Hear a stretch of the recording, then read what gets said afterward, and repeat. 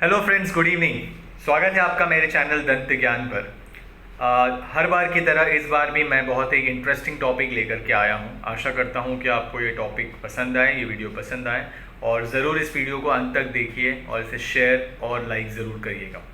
जो आज का टॉपिक है वो टॉपिक है मिडलाइन डायस्टेमा के बारे में। उसके बारे में हम जानेंगे। इस पर्टिकुलर वीडियो में हम इस टॉपिक को टोटल 3 भाग में डिवाइड करेंगे। पहला कि व्हाट इज़ मिडलाइन डायस्टेमा, दूसरा कि what are the reasons for midline diastema and तीसरा कि इसके ट्रीटमेंट क्या क्या हैं जो आपको डेंटिस्ट आपको रिकमेंड कर सकता है। So talking about midline diastema, what is midline diastema. Midline diastema जो होता है वो आपके ऊपर के 2 दांत के बीच में जो गैप होता है उससे कहा जाता है। ये बहुत सारे लोगों में देखा जाता है जहाँ पे कि ऊपर की जो 2 परमानेंट दांत है उसके बीच में एक लाइन होती है, एक गैप होता है जो दिखने में उतना अच्छा नहीं लगता। इसे कहा जाता है मिडलाइन डायस्टेमा। मिडलाइन डायस्टेमा का जो कारण है, what are the reasons for midline diastema, so बहुत कॉमन जो एक कारण है उसे कहते हैं हाई फ्रीनम।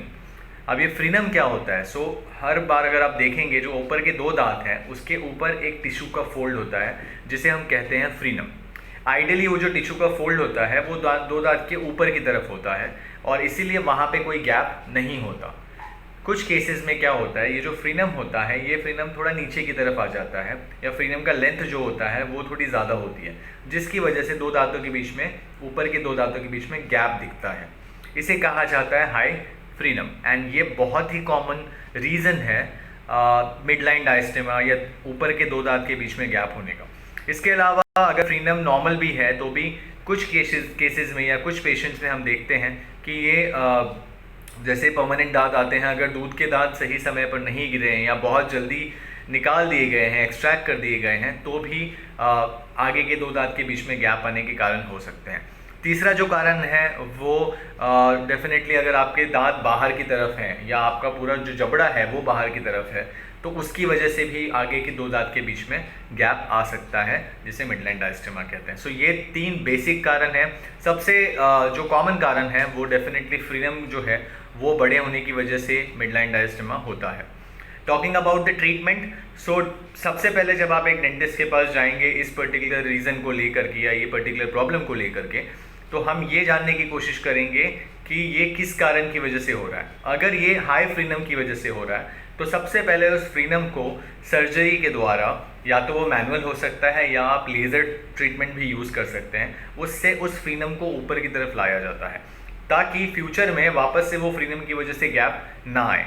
तो पहले फ्रीनेक्टमी जिसे हम कहते हैं, इस प्रोसीजर को फ्रीनेक्टमी कहा जाता है, जहाँ पे हम फ्रीनम को कट करके फ्रीनम को ऊपर की तरफ लेके आते हैं या रेज करते हैं, वो ट्रीटमेंट किया जाता है। एक बार ये फ्रीनम का ट्रीटमेंट हो गया, उसके बाद जो गैप है उसको फिल करने के अलग अलग ऑप्शंस हमारे पास अवेलेबल हैं। अगर ये किसी और कारण की वजह से है, जैसे कि दांत अगर बाहर हैं और उसकी वजह से ये मिडलाइन डायस्टेमा है दांतों के बीच में, तो फिर उसके लिए जो ट्रीटमेंट है वो भी कम्प्लीटली अलग है। बट हाँ, अगर हाई फ्रीनम है तो पहले आप फ्रीनेक्टमी करें। फ्रीनेक्टमी करने के बाद उसके बाद जो गैप है उसको फिल करने के लिए जो ऑप्शंस है वो मैं अभी आपको बताता हूँ।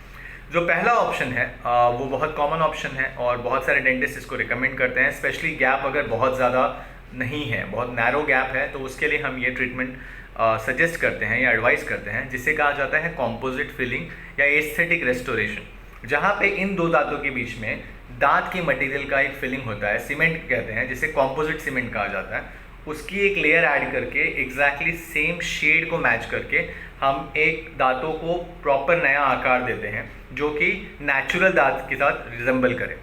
इसमें ये होता है कि थोड़ा सा दांत आपके आगे के जो हैं वो थोड़े बड़े लगते हैं बिकॉज वो गैप को आपने फिल किया है सीमेंट के लेयर से।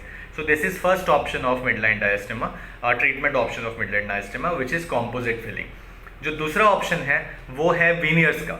अब वीनियर्स क्या होता है कि ऊपर के 2 दांतों को आप कट करते हैं आगे की तरफ से, बाहर की तरफ से और साइड से। पूरे दांत को कट नहीं किया जाता, सिर्फ बाहर से और साइड से उसको कट कर दिया जाता है एंड उसके ऊपर एक पतली लेयर जिसे हम वीनियर्स कहते हैं उसको चिपकाया जाता है। So that is the option of veneer placement for midline diastema. Veneers में भी वही होता है कि जो नकली दांत है उसके शेड को मैच किया जाता है या नकली जो सरफेस आप ऐड करते हो उसके शेड को ऐड कर दिया जाता है, मैच कर दिया जाता है ताकि वो नेचुरल अपीयरेंस दे सके। जो तीसरा ऑप्शन है हमारे पास वो है कंप्लीट क्राउन। जो कि फुल सिरामिक क्राउन हो सकता है या हाफ सिरामिक क्राउन हो सकता है या फिर जिरकोनिया क्राउन भी हो सकता है। ये अगेन जो क्राउन होते हैं ये दांतों के कलर को, कॉम्बिनेशन को, टेक्सचर को रिजेंबल करते हैं। तो ये क्राउन और वीनियर में फ़र्क ये है कि वीनियर में आप सिर्फ बाहर का लेयर और साइड के लेयर को छोटा करते हैं और उसके ऊपर वीनियर प्रेस करते हैं।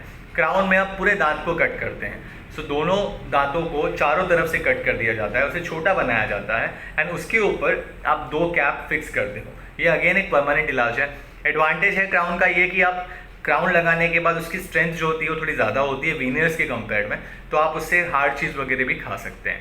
जो चौथा ऑप्शन हमारे पास है और जो कि स्पेशली केसेस जहाँ पे दांत बाहर की तरफ हैं या मसूड़े बाहर, जो हड्डी है आगे के ऊपर की वो बाहर की तरफ है, उस केस के लिए यूज़ किया जाता है, जिसको कहा जाता है ऑर्थोडोंटिक ट्रीटमेंट या तार लगाना। ये बहुत कॉमन टर्म है।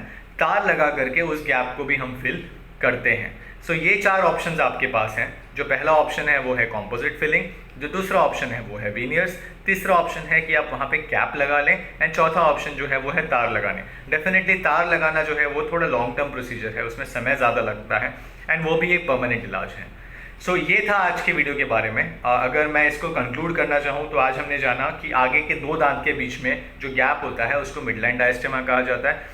उसका कारण ये हो सकता है सबसे पहला कि आपके 2 दांत के बीच के ऊपर जो एक लाइन है, एक टिश्यू है जिसे फ्रीनम कहा जाता है, अगर वो बढ़ गया है उसे हाई फ्रीनम कहते हैं, तो उसकी वजह से गैप हो सकता है। दूसरा जो ऑप्शन है वो ये है कि अगर आपको ऑर्थोडोंटिक प्रॉब्लम है, आपके दांत बाहर की तरफ है या आपका जो ऊपर का जबड़ा है वो बाहर की तरफ है, तो उसकी वजह से भी मिडलाइन डायस्टेमा हो सकता है। या फिर आपके जो डेंटिशन, दूध के दांत और जो परमानेंट दांत आए हैं उसके बीच में ज़्यादा गैप है या दूध के दांत बहुत जल्दी गिर गए, तो भी ये रीज़न हो सकता है।